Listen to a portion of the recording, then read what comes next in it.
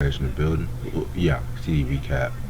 So here's the thing with this part. So I'm actually doing this part over again because I recorded this off my phone, but when I was trying to convert the original playback here, let's just say it messed up, and at the same time too, since it was like an hour, which I did not intend for it to be an hour, the editing was going to take longer than usual, and I'm already late on this video. So that's why pretty much want to say, let me just re-record this and everything like that too.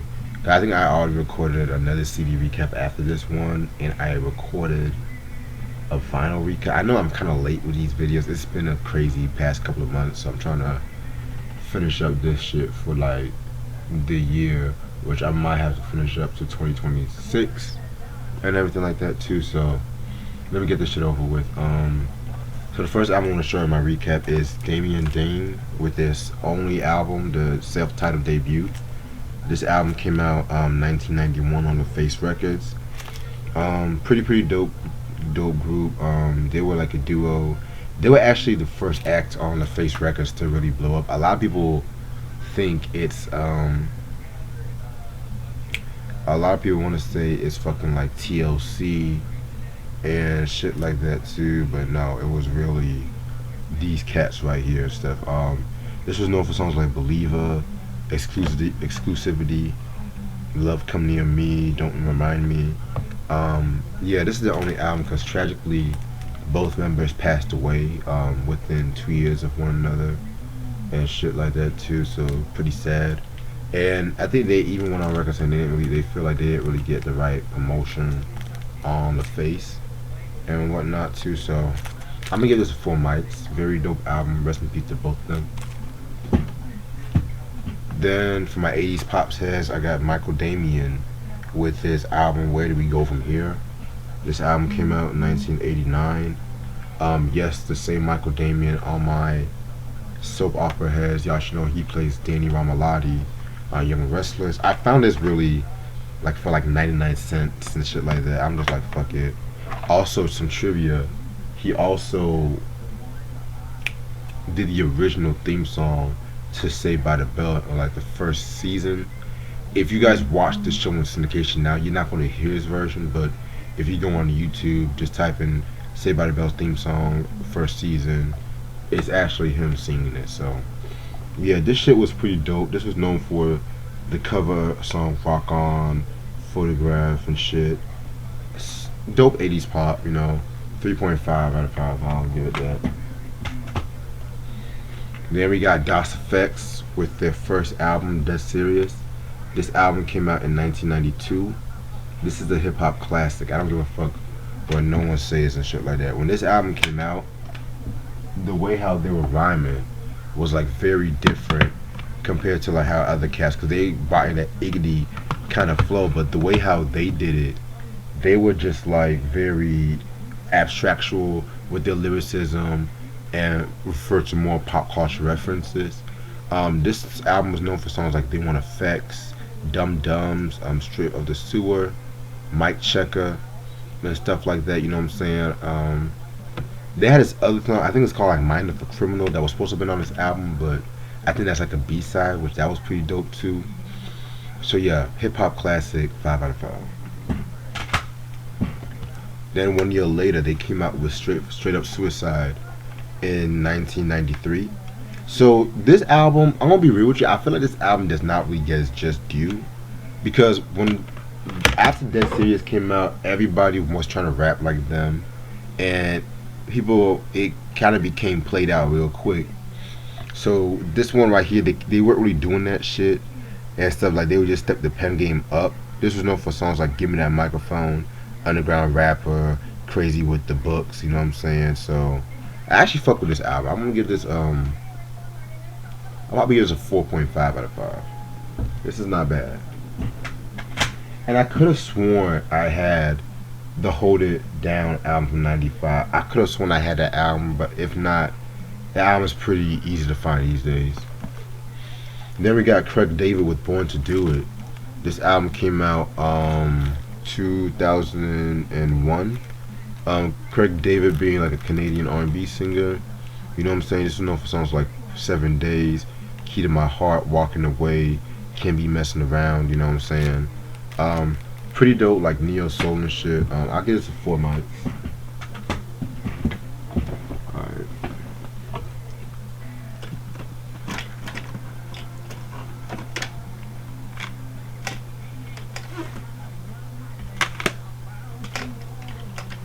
Give me a second.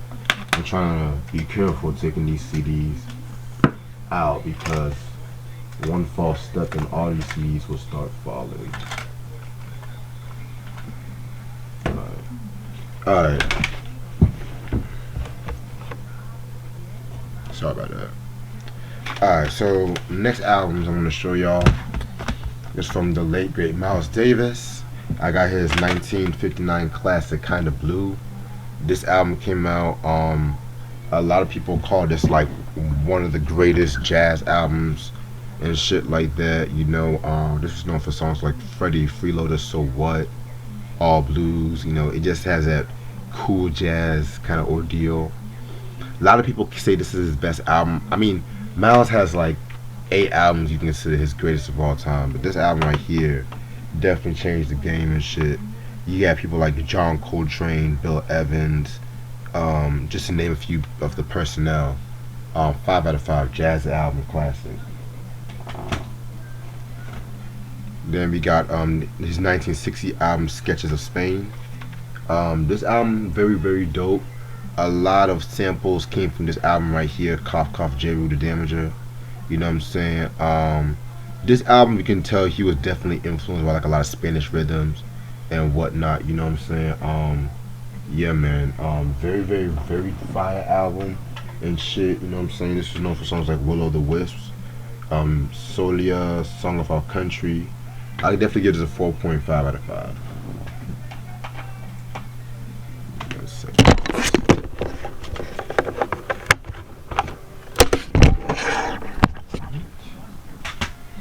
Then in 1969 he came out with In a Silent Way.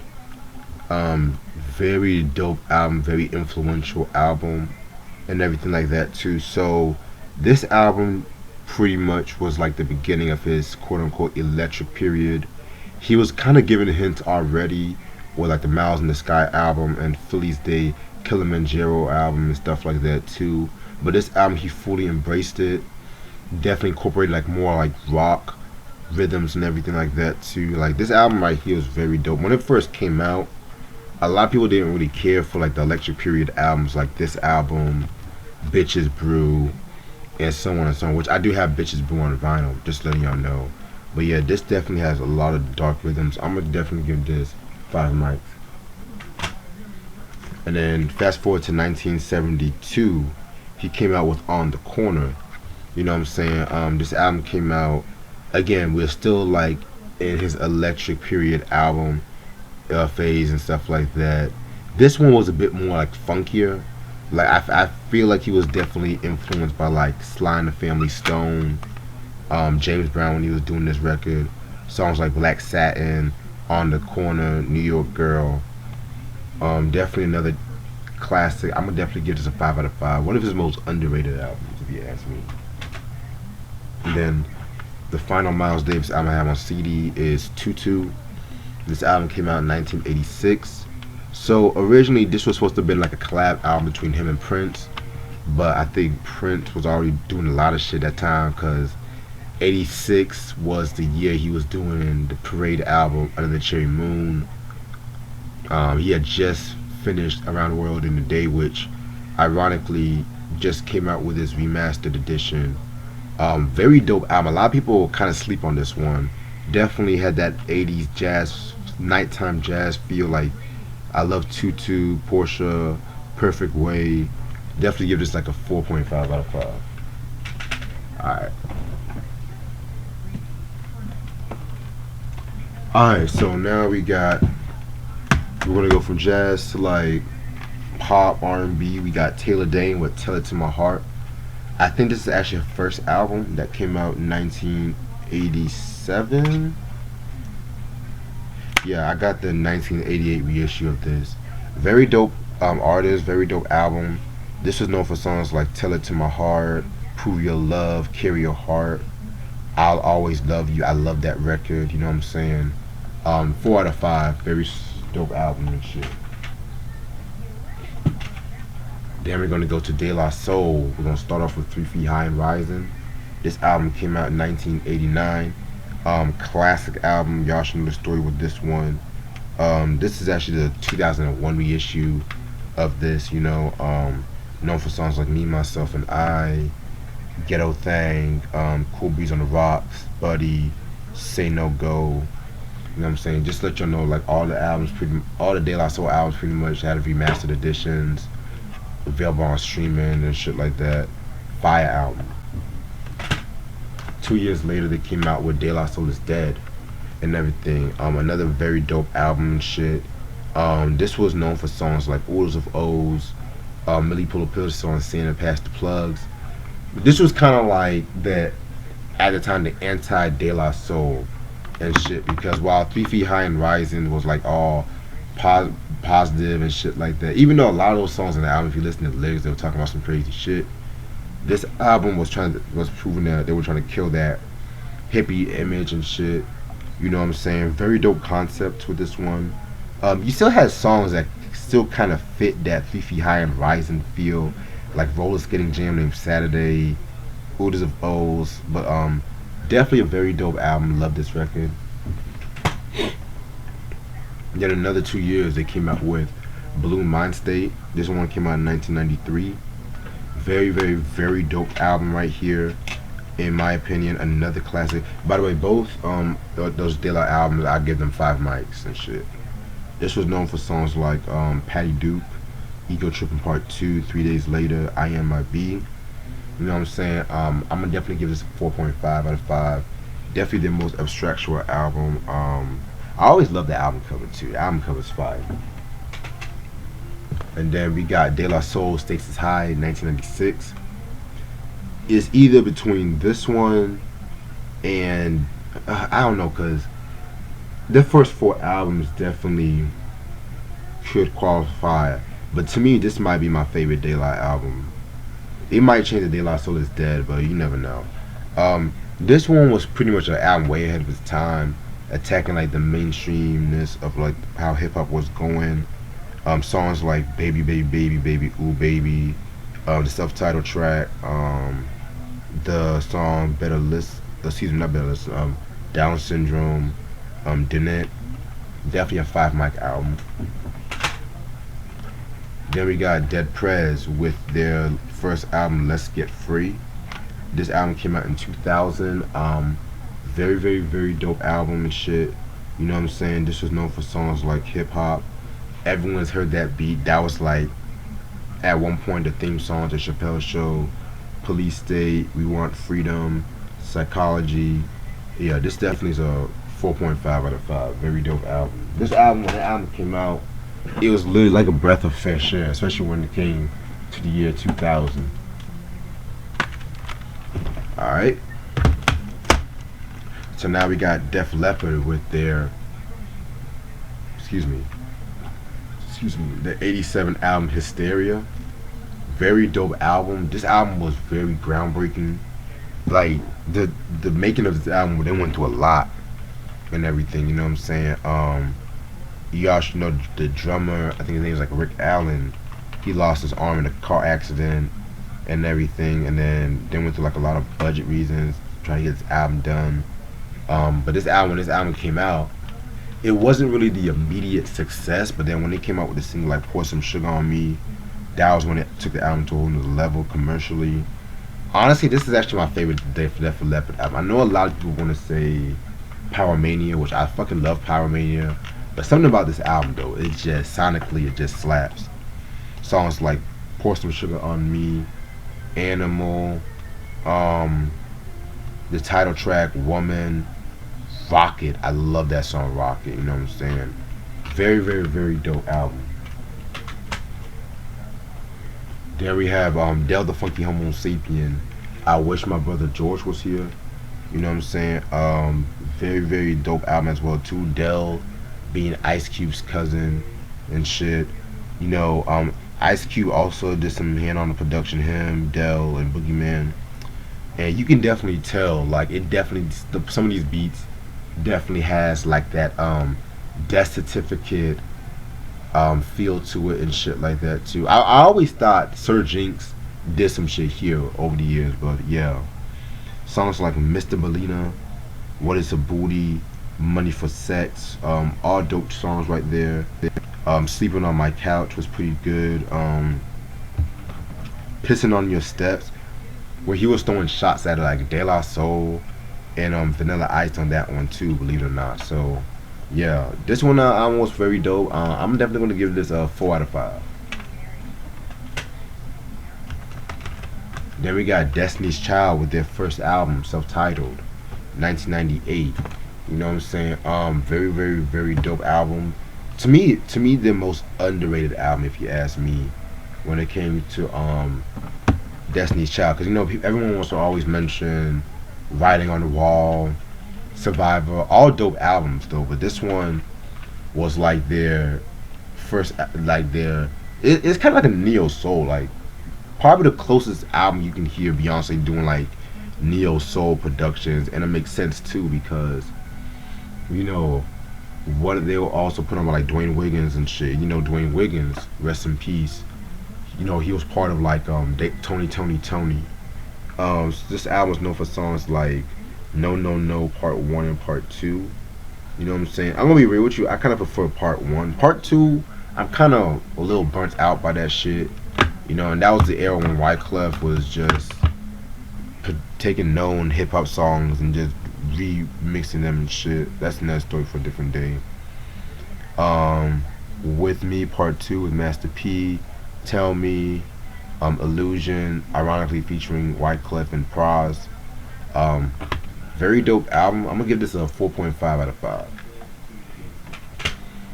Then we got the Survivor album from 2001. Very dope album. You know, this was the Beyonce, Kelly, Michelle era and everything like that. To many people, like the most iconic lineup of Destiny's Child, because if you guys just watch my reviews I've done, shout out to Try on those as well too. You know, they went through a lot of lineup changes and shit. There's been countless YouTube videos done on that, so y'all can go check it out. But yeah, this was probably, in my opinion, maybe their most iconic album next to Writing on the Wall.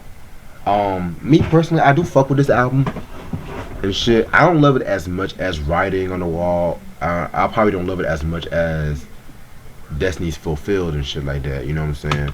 But this one was pretty dope. Known songs like Bootylicious, Nasty Girl, Independent Woman Part 1, Part 2, Dangerously in Love. Yes, I said Dangerously in Love. If you go on Beyonce's first solo album, ironically of that name, she has the sequel on that album and shit like that. You know what I'm saying? Very dope album. I'm probably gonna give this a 4.5 out of 5 too. You know. Then I got their number ones compilation album and shit. You know what I'm saying? Nothing to it, just a bonus hits, like a greatest hits album. They had what's that one song? Check on It, that Beyonce song she did with Slim Thug, which I think that was also on like the Pink Panther movie, which was the Steve Martin movie he did. But yeah, Steve Martin. So yeah, pretty solid compilation. Nothing to it. Now we got my man Diamond D, Diamond and the Psychotic Neurotics with Stunts, Blunts, and Hip Hop. This album very dope. Probably one of the finest boom bap albums of all time and shit. You know what I'm saying? This was known for songs like Sally Got a One Track Mind, Check 1 2, Day in the Life, the title track. You know what I'm saying?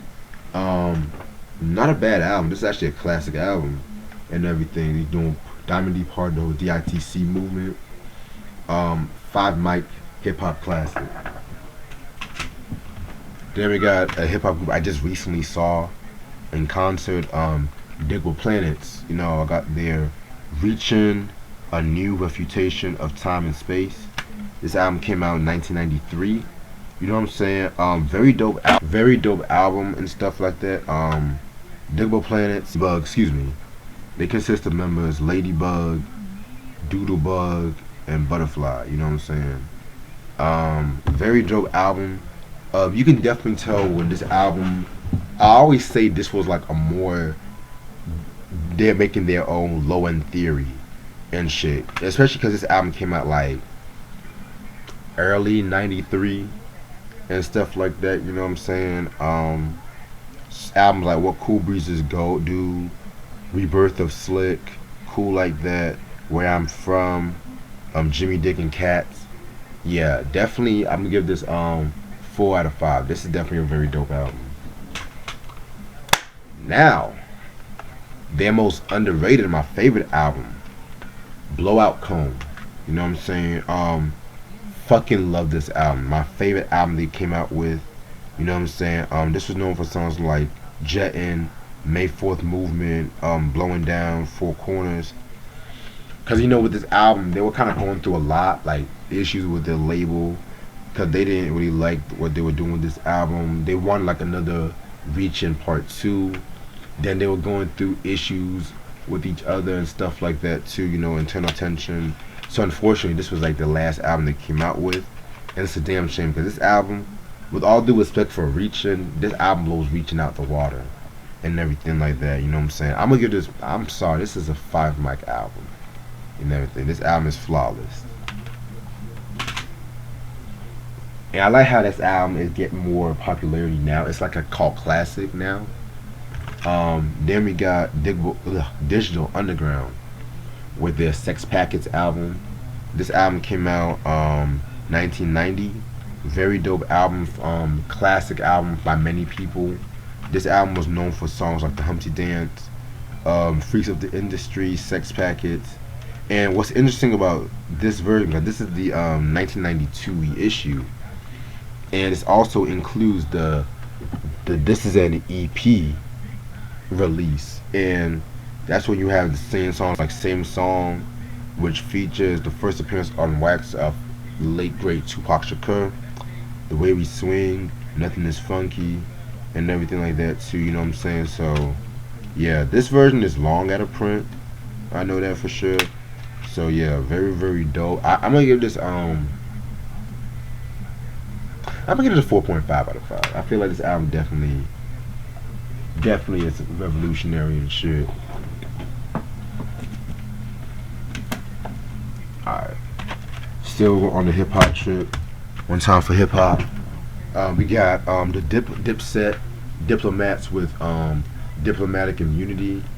Their first album that came out 2003. Fucking classic album. Hip hop classic in my opinion. This was known for songs like Real Niggas, Bada Bada Part 2, Unkasa, Purple Haze, you know what I'm saying, Dipset Anthem. Fucking love that song, Dipset Anthem. You know, a double album I don't hear a lot of people give us just due to. You know what I'm saying? I'm gonna definitely give this a 4.5 out of 5. Then we got DJ Jazzy Jeff and the Fresh Prince, and in this corner, this album came out in 1989. This probably is my least favorite album from them. And I think even Will Smith, aka the Fresh Prince, said that in many interviews. He said that he kind of rushed this one. This album was known for songs like I Think I Can Beat Mike Tyson, The Girl That Had a Mustache, Numero Uno, which it said that he threw some shots at Steady B, The Man of Your Dreams, and shit. I'm probably gonna give this 3 out of 5, maybe yeah, 3 out of 5. It wasn't really all that. Then he got back on the shit, you know, with the Home Base album from 1991. This album came out during like what I say the height of their fame, cause you know both was doing the Fresh Prince of Bel-Air and shit. And of course this has like probably the most signature song next to Parents Just Don't Understand, Summertime. Actually, fuck it, I'm gonna say that's their signature song. Period. Ring My Bell, I love that record. That was The Things That You Do, Who Stole the DJ, You Saw My Blinker. Yeah, definitely a very dope album. I'll give this a 4 out of 5. And then finally we got the Code Red album. You know what I'm saying? Their last album they put out together in 1993. Very dope album in my opinion. Probably my next to He's a DJ, maybe my favorite album from them and shit. You know what I'm saying? They kind of went a bit more mature. The production definitely had like a more boom bap kind of feel. You know, you had cats like Dallas Austin, Pete Rock on this album and shit. This was known for songs like Twinkle Twinkle I'm Not a Star, Shadow Dreams, Boom Shake the Room. I love the Street remix. That's my shit though. I'll be real with you. This is not a bad album. This is very dope. I'm definitely going to give this another 4 out of 5 and shit. Then we got DJ Quick with his first album, Quick is the Name. This came out in 1991. Fire album. This album definitely is a West Coast classic by many people. This was known for songs like Tonight, Quick as a Name, 8 Ball, Born and Raised in Compton. Excuse me. Very dope album. My only gripe about this album, I feel like as much as I love this album, it took him like another album to really master that sound he was doing. Not saying that this album was bad though, but this album he definitely used like a lot of familiar samples and shit. But I'm definitely gonna give this a 4.5 out of 5. So must have in your collection and shit. Then we got the Way Too Funky album from 1992. My favorite album. Well, yeah, actually, you know what? Yeah, I'm gonna explain the other one in a minute. Definitely my favorite album from him and stuff like that too. You know what I'm saying? This is where I feel like he definitely stepped up his game, lyrically and production and everything like that too. This was known for songs like Just Like Compton, When You're a G, Only for the Money. This album he went through some controversy because around this time, he was kind of beefing with a lot of cats. Like, of course, his beef with MC8, Compton Most Wanted. You know, he threw some shots at him on the Way Too Funky track, and also threw some shots at Tim Dog as well too, because you know Tim Dog came out with that that Fuck Compton joint and everything like that too. But definitely a must-have in your collection. Love this record. If that's my favorite album, then this is not too far behind. Safe and Sound. This album came out in 1995.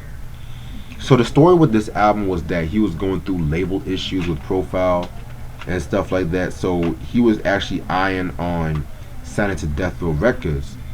And what had happened was he actually did an album, the original version of the album, but he scrapped it because he feel like he didn't put his all on that album and shit. You know what I'm saying? So he redid the album and he straightened out stuff with his label and stuff like that too. And so that's how this album came out and everything like that. You know, this album was known for songs like Safe and Sound, Don't You Eat It, Quick Groove the Third, of course the classic diss track Dollars and Cents, which originally that appeared on the Murder Was the Case soundtrack, which I do have that on CD as well too. Stay tuned. You know what I'm saying? So also he also threw shots at AMG on the song Get At Me and whatnot too, you know what I'm saying? So something I should also mention. Oh, also he also dissed MC8 and AMG on the song Let You Have It. Yeah, he was going through a lot this time, let's just say that. So yeah man, so very dope album. 5 out of 5. Classic. Then we got my man DMX, the late great DMX, with his first album, Dark and Hell Is Hot. Very dope album. Excuse the condition of this. This is actually my favorite album from him. Classic album. This was known for songs like Rough Riders Anthem, Look Through My Eyes, Let Me Fly, X Is Coming, Stop Being Greedy. You know, just like with true Def Jam fashion, they got like the sampler and stuff like that too. And you know what I'm saying, with this sampler they got like the snippet of Javu's um, Vidi Vidi Vici. They got a sample of Onyx's Shut 'Em Down. Both dope albums. They got the Def Jam, the Def Squad, excuse me, El Nino, which I didn't care for that. They got the Cormega with the Testament album. That album ended up coming out years later. They shelved that album, Cough Cough Steve Stout. And then they got the LL Cool J The Ripper Strikes Back with this track. That was a diss track aimed at cannabis. Aimed at cannabis and stuff, you know what I'm saying? And I definitely that's actually a very dope diss track. I know a lot of people want to say it wasn't touching second round knockout, which I'll also give that opinion, but still, but that DMX album is fire. That's a hip hop classic.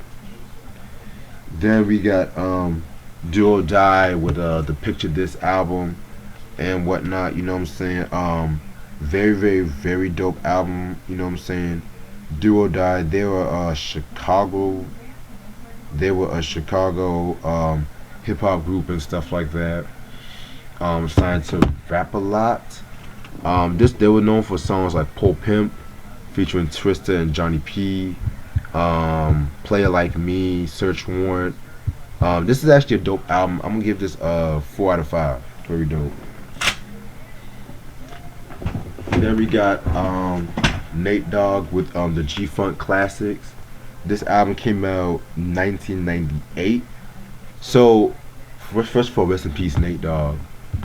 So originally the story with this album was that it was supposed to have came out it was one of the many albums that was supposed to come out on Death Row Records, but of course, it ended up getting shelved. So when they had the whole Death Row exodus when everybody was leaving, Nate Dogg pretty much stole the masters back from this album and shit like that too. You know what I'm saying? And that's how he came up to this album. Again, this is a double disc album and shit like that. Known for songs like These Days, Me and My Homie, Never Leave Me Alone, Just Another Day, and shit like that. Very dope album. I'm definitely gonna give this a 4.5 out of 5. I think this is actually a 2010 remastered edition. I think so. That's pretty dope. Alright, I'm just gonna finish off this shelf right here. I got a few more albums here, and then I'll just do some editing. Then we got his 2001 album, Music and Me. I really have to start actually getting the album covers on albums that I'm missing and shit. I might actually start doing that and stuff like that, because a lot of these albums don't cost that much to find the album cover, but that's another story for a different day. Excuse me. So this album came out in 2001. I think it came out on Elektra Records and whatnot. Probably my favorite Nate Dogg album and shit. You know what I'm saying? This album definitely captured that early 2000s R&B, that West Coast G-Funk and whatnot too. This was known for songs like the only single I Got Love. I Got Love. Ding, ding, ding, ding. That's my joint right there. Your Wife, Can't Nobody, Concrete Streets. You know what I'm saying? So yeah, I'm definitely gonna give it a 4.5 out of 5. Very, very dope album. Then we have Snoop Doggy Dogg with his first album, Doggy Style. Yes, I know I don't have the cover. This is actually the OG copy. And the dude who I bought it from didn't give me the cover of this, but yeah, but this version is a collector's item and whatnot too. You know what I'm saying? So yeah, this is a hip hop classic. I should not even be wasting my breath on this.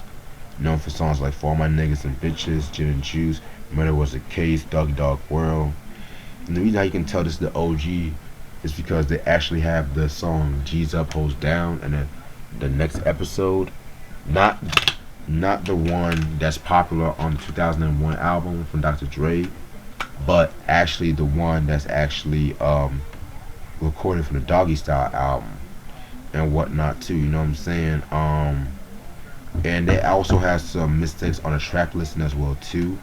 And I think now they re-released that album with the Jesus Pulls Down and stuff like that. I think if you get it on vinyl now, it's there. But I got the OG. I'm good with this version, so this is a 5 out of 5. I had to get me some water. So then we have his second album right here. We got The Dogfather. This album came out in 1996, 3 years after Doggy Style. So he went through a lot when he was doing this album. Pretty much, his infamous murder case and stuff, which he didn't do it, and he was actually found not guilty. And then, of course, Def Jam, it's not Def Jam, but Death Row Records, was screwing with his money and shit like that. Dr. Dre had left, Pac got murdered, Suge Knight went to prison. So pretty much, this album didn't really get the right marketing compared to the Doggy Style album. But this album is okay. I've expressed my thoughts on this album many, many, many times. You know what I'm saying? Songs I do like: Vapors, 6 Minutes, 2001, Freestyle Conversation. You know what I'm saying? This was mostly done by like Daz, DJ Pooh, which I didn't really care for the DJ Pooh beats like that on this album. And I like DJ Pooh, but yeah, I'm gonna give it a 3.5 out of 5. Then we got Snoop Dogg with "The Game Is to Be Sold, Not to Be Told." This was his first album on No Limit Records. This was actually it was well, not really. I didn't really care for it. It grew on me a little bit, but this was known for songs like Wolf, Don't Let Go, True Tank Dog, Gin and Juice 2. You know what I'm saying? I'll probably give this one maybe a 3 out of 5. And shit, I didn't really care for this one too much. Then we have his 2002 album, Paid the Cost to Be the Boss. Very dope album and everything like that too. You know what I'm saying? One of my favorite Snoop albums. With this album right here, this was the album where he stopped paying for Suge, because since he was bought out of a contract by Master P and stuff like that, you know what I'm saying? He still owes Suge some albums, so a percentage of the albums and stuff. So that's why the 2000 album, The Last Meal, which I know I should have gotten that in my collection. I don't have that album. That was called The Last Meal because that was the last time he owed Suge. So this album came out, and ironically also has the Suge Knight diss track, Pimp Slaps, which is very dope. He also threw some shots at Exhibit 2 on that one.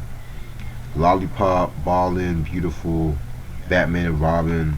Yeah, this is a 4.5 out of 5. Then we got Rhythm and Gangsta in 2004. Another dope album too. You know what I'm saying? This has probably some of his most iconic songs like Drop It Like It's Hot. Everyone knows that record and stuff like that. You know what I'm saying? Step Your Game Up. I love to give you light. Let's Get Blown. I don't like it as much as Paid the Cost. I'll admit that. But at the same time too, it's not a bad album either and shit. You know what I'm saying? I'm definitely gonna give this a 4 out of 5.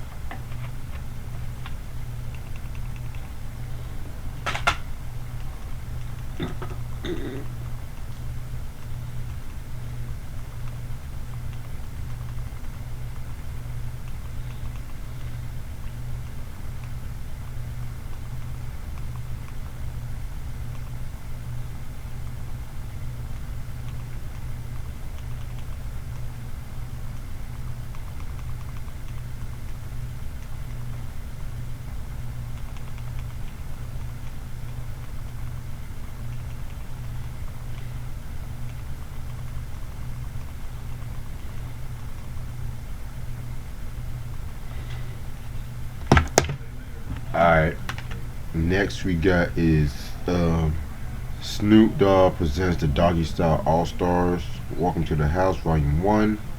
You know, he has his label, this compilation album with his label mates and shit like that. Like Doghouse America with Superfly, E.Y, Mr. Kane, Snoop, Latoya Williams, doing it with RBX and E. White. This one was pretty straight. I'll give it a 3 out of 5. Then we got like the Doggy's Angels album, Please Believe It. You know, this album came out 2000.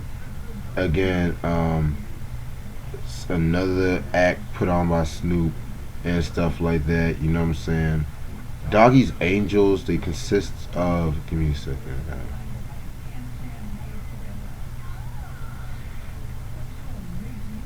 They consist of members Big Chan, Cognac, and Cola, and whatnot. You know what I'm saying? Pretty much, you know, with this album, Please Believe It. This was known for songs like Ride With Me, Baby If You're Ready, and whatnot. So the thing about this album and shit like that too, they went through some legal issues and shit because one of the things that happened was that when it, due to the title being Doggy's Angels, Columbia Pictures filed a lawsuit against them because of the infringement over the Charlie's Angels name. So that's why this is like the last the only album they ever came out with and shit, you know what I'm saying? So yeah, man, it's pretty straight album and shit, you know. Again, another album I gotta get the album cover too. But yeah, I'm definitely gonna give this a 3 out of 5. And then the last album from the Dog family is the Dog Pound with their Dog Food album. This album came out in 1995. This is the OG copy, by the way, and shit. You know what I'm saying? Very, very, very dope album. Classic album, hip hop classic. 5 mics. This was known for songs like Smooth, New York, New York, Let's Play House, Riding, Sipping, Sliding. Yeah, fire album, classic. Then we got The Doors with their second album, Strange Days. Fucking fire album. This came out the same year as the first album, self-titled debut. This album was very, very, very dope. This is known for songs like Love Me Two Times, People Are Strange, Strange Days, You Lost Little Girl. Yeah, man, fire album. This is a rock classic.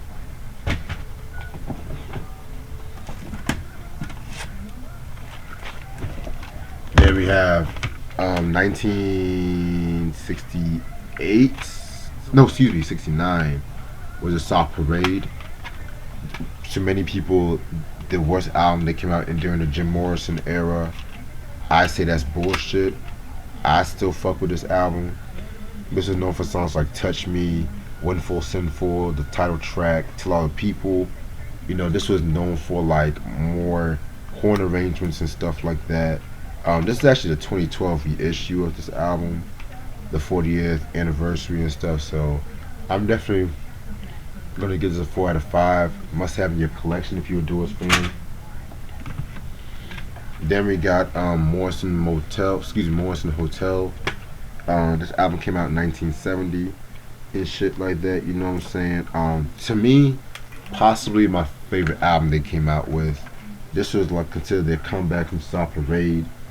This was known for songs like Roadhouse Blues, Waiting for the Sun, The Spy, Blue Sunday, Queen of the Highway. Yeah, rock classic, 5 mics and shit. And then the final album with Jim Morrison, L.A. Woman, stuff like that. Classic, another classic. This album definitely was, again, a more return, like Morrison, a more return to like their blues rock ordeal and shit like that. You know, it's kind of crazy too because the original producer Paul Rothschild left midway throughout the album because he just the making of this album was just hell and shit like that too, because you know Jim recorded this album mostly in Paris while awaiting the verdict for that whole Miami incident and shit. where he allegedly exposed himself. Um, this known what song was album was known for L.A. Woman, The Changeling, Riders on the Storm. You know what I'm saying? A very dope album. Again, I got the 2007 issue with bonus tracks like You Need Meat, Don't Go No Further, and Orange County Sweet. Yeah, 5 mics.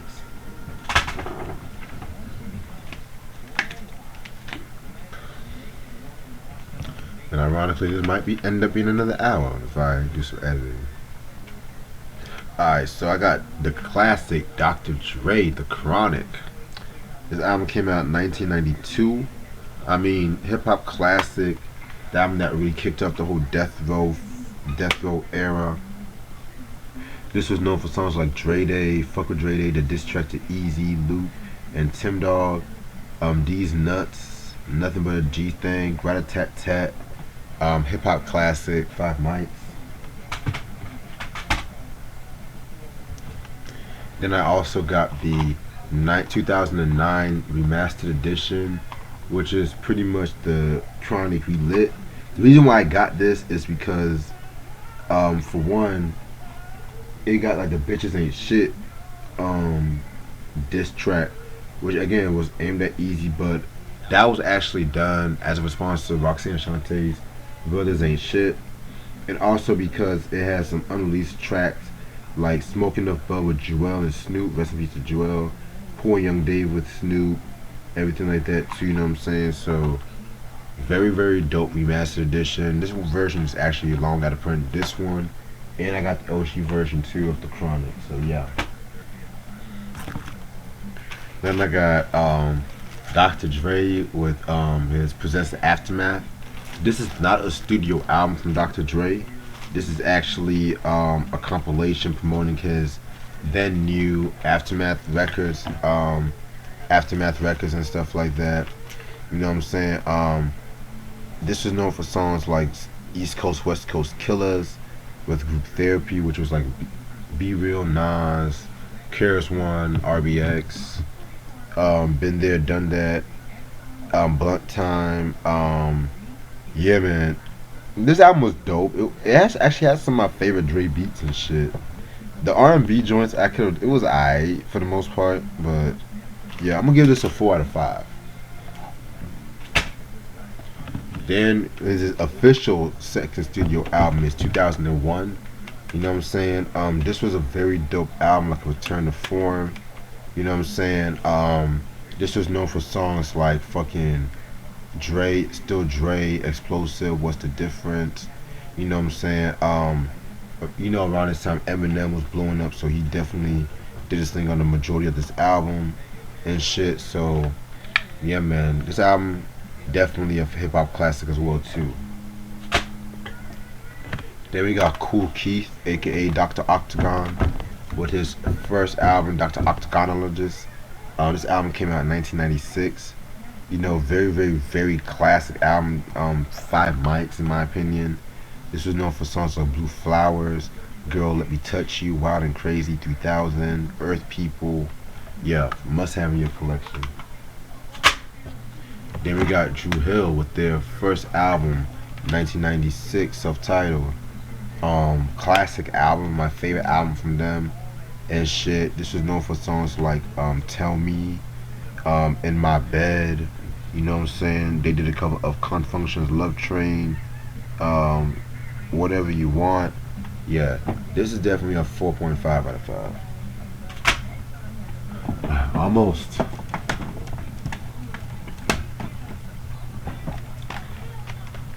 Then I got their second album, Enter the Drew.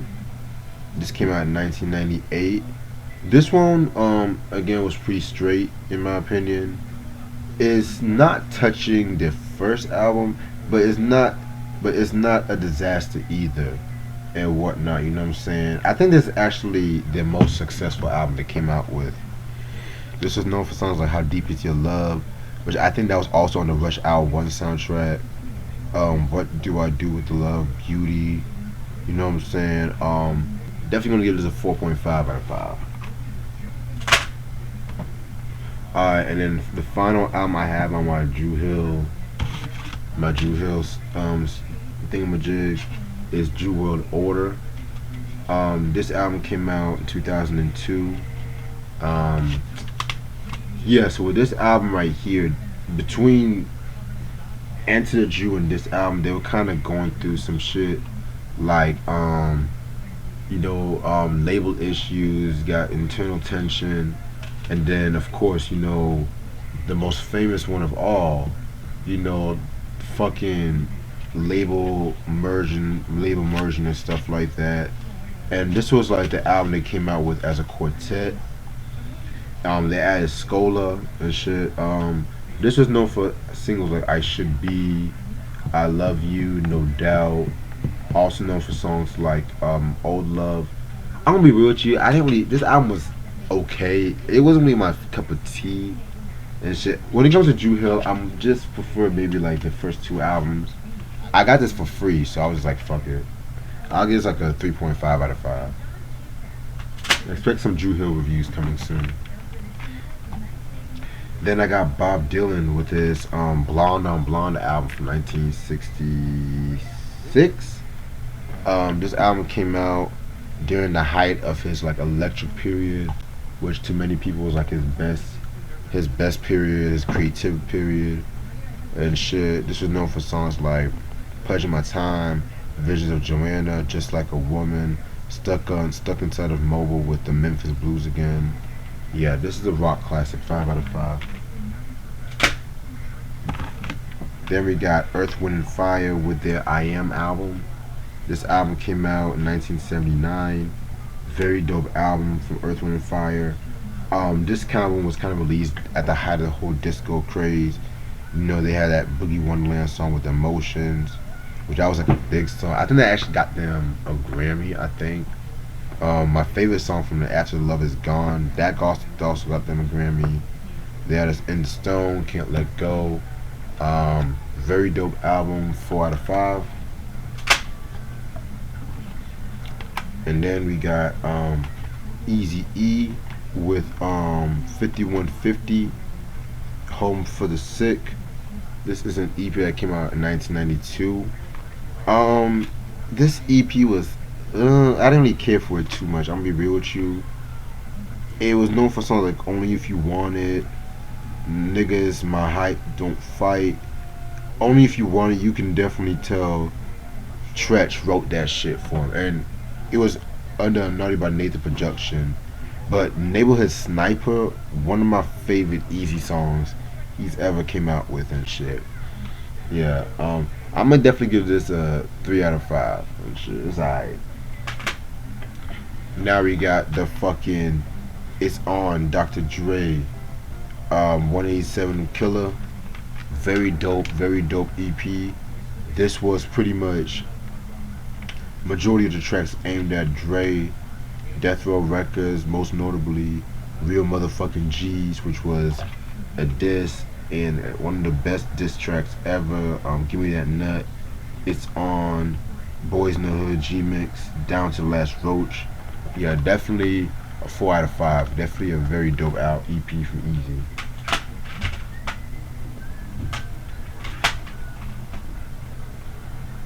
Then we got 1996 with straight out the streets of the motherfucking Compton. This came out early '96. This was a posthumous album. A couple of the tracks were supposed to have been on the Temporary Insanity album that was supposed to have came out, but that ended up getting shelved. This album was known for songs like "Old School Shit," "The Motherfucking Real," "Creep and Crawl," "What Would You Do," which was another Death Row diss. Dope posthumous album. I'm definitely gonna give it to a 4.5 out of 5. This is a posthumous album done right. Just letting y'all know. Then we got Danny Elfman with the "Nightmare Before Christmas" soundtrack. One of my favorite movies of all time and shit. You know what I'm saying? Tim Burton movie. This was known for songs like "This Is Halloween," "Oogie Boogie Song." By the time I'm recording this, Christmas is around the corner. So yeah, this would be that perfect Christmas time music. Definitely give this a 4.5 out of 5.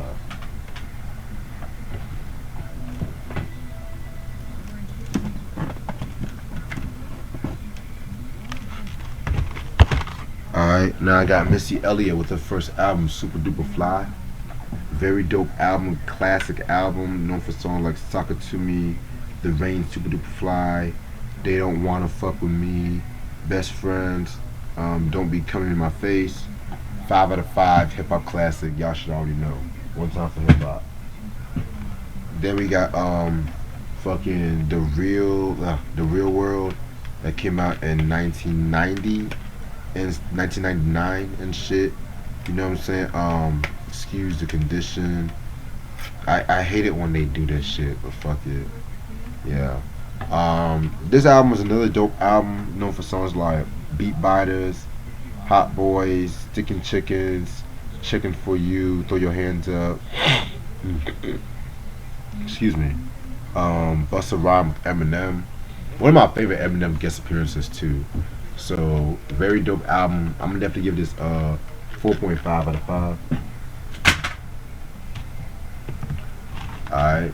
Then we got the Misty So Addictive album. You know what I'm saying? This album came out 2001. To many people, this might be like her most popular album because it has like classic songs like Get Your Freak On and whatnot too. You know what I'm saying? Which that was like a big single at the time. Also known for songs like For My People and shit like that. Lick Shots, Take Away. This album was alright. I give it a 4 mics and shit. It was alright. So I got Missy Elliott with the Cookbook. This album came out 2005. This album was pretty straightforward. It was alright. You know what I'm saying? It's known for songs like Lose Control, My Struggles, Time and Time Again, Remember When. You know what I'm saying? I'll definitely give this a 4 out of 5. Pretty solid. Alright, give me one second. Alright. So next album I'm gonna show y'all Eminem with his second album, Slim Shady LP. Yes, I said his second album. You know, his first album being Infinite that came out in 96, but this was like his major label debut and everything. Very dope album. Possibly to me my favorite M album and shit like that. Artistically, you know, this was known for songs like 97 Bonnie and Clyde, My Name Is, Just Don't Give a Fuck, If I Had. You know what I'm saying? Definitely give it a 5 out of 5. Now, influentially, his best album is the Marshall Mathers LP. This came out 1 year later in 2000. This was definitely one of the most darkest, craziest hip hop albums of all time. This was known for songs like Stan, Way I Am, Will Slim Shady, Marshall Mathers, and everything. Bitch Please too. You know, he was pretty much going after everybody on this record and shit. So again, another classic album, 5 out of 5. Then 2002, we got another album from M. We got the Eminem Show and stuff like that. You know what I'm saying? This album was pretty straight. I love this album. It was definitely another classic. Around this time, he was doing the fucking what's that movie, 8 Mile and whatnot. You know what I'm saying? This is known for songs like Cleaning Up My Closet, Say Goodbye Hollywood Without Me, Sing for a Moment, When the Music Stops, Say What You Say. Yeah, very, very dope. I'm gonna definitely give this a 4.5 out of 5. Then we got the Encore album in 2004. You know what I'm saying? This is like a deluxe edition of Encore. You know what I'm saying? Never really cared for this album. This definitely is a one mic. I didn't really like anything from this album, to be real with you. I'm gonna give this 1 mic. You know, songs like Ass Like That, like Tour Soldiers, Mosh, Mockingbird. And I got this in the CD a lot. That's why it's like a deluxe edition. This is probably like the best compliment I ever had for this album, to be real. Then we got the Eminem curtain call, The Hits. This is like a greatest hits compilation that came out 2005. Yeah. This was known for having the When I'm Gone bonus track, and a live version of Stand from the Grammys. So yeah, pretty essential compilation. I'll give it that. And then we got Eminem with Relapse. Very dope album. I'm not gonna hold this album grew on me in recent years. The only bad part he was having that fake ass Jamaican accent or whatever accent, island accent or whatever. This was known for songs like Bagpipes from Baghdad, We Made You, Beautiful, Old Time's Sake. Yeah, definitely give this a 4 out of 5.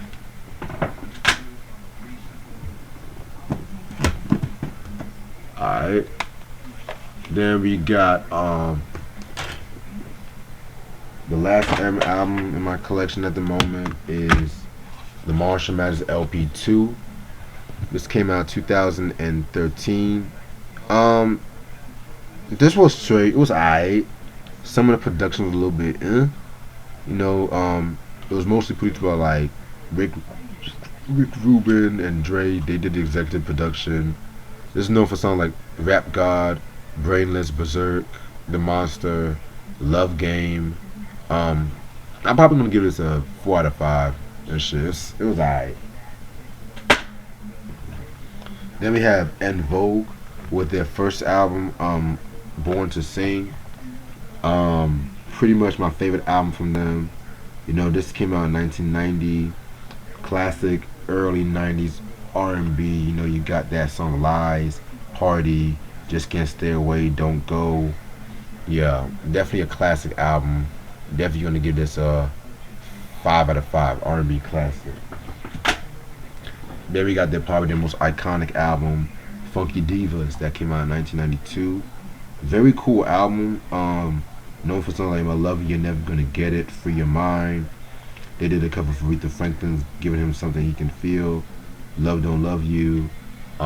It's pretty dope. I'll give it a 4.5 out of 5. Alright, now we got EPMD.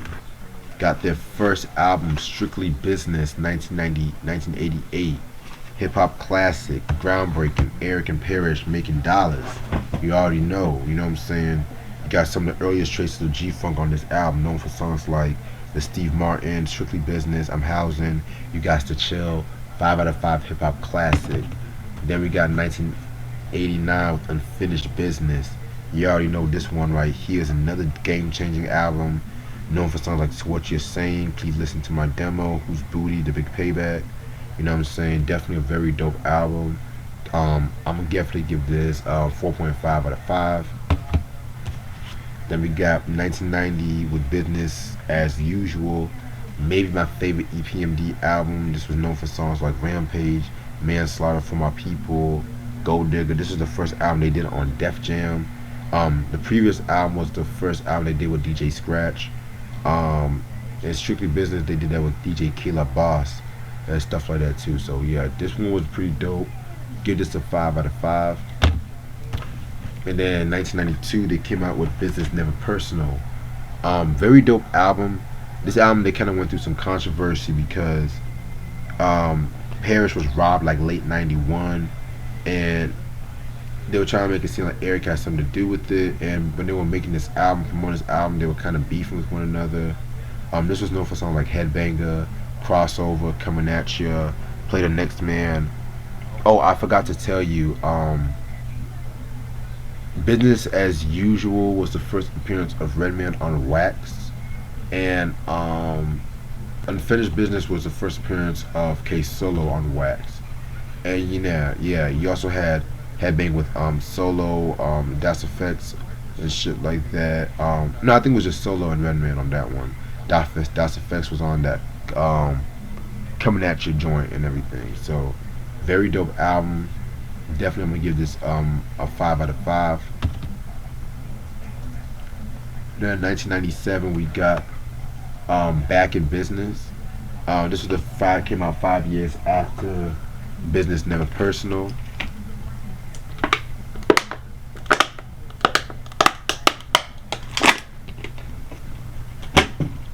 Yeah, man, this album was pretty straight. I love this album. This was known for songs like Richter Scale, Never Seen Before, Do It Again, You Got to Chill 97. I'm gonna give this a You know what? I give this a 4.5 out of 5. This album definitely grew on me in recent years and shit like that. You know what I'm saying? And I got these first five EPMD albums on the EPMD 5 classic albums.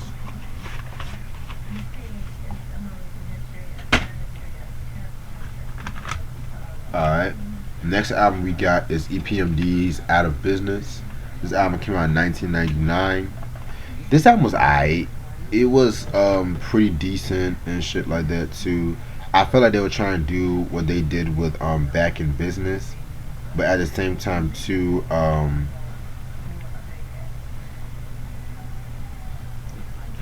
but at the same time too, it was a bit more polished and shit. This was known for songs like Right Now, Hold Me Down, Rap Is So Out of Control. You know what I'm saying?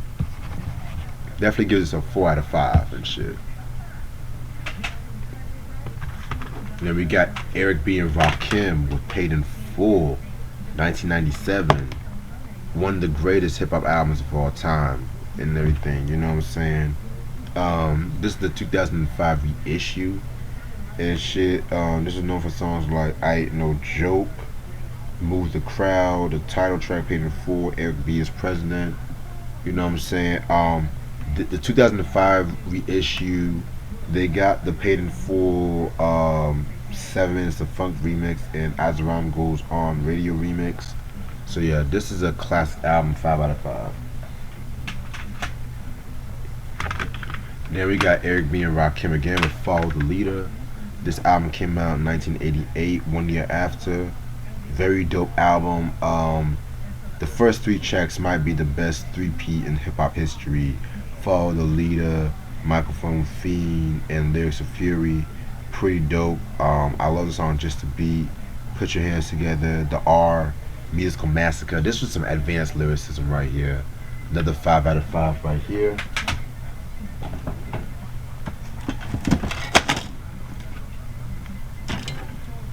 And then my favorite album from them, we got 1990 with Let the Rhythm Hit 'Em.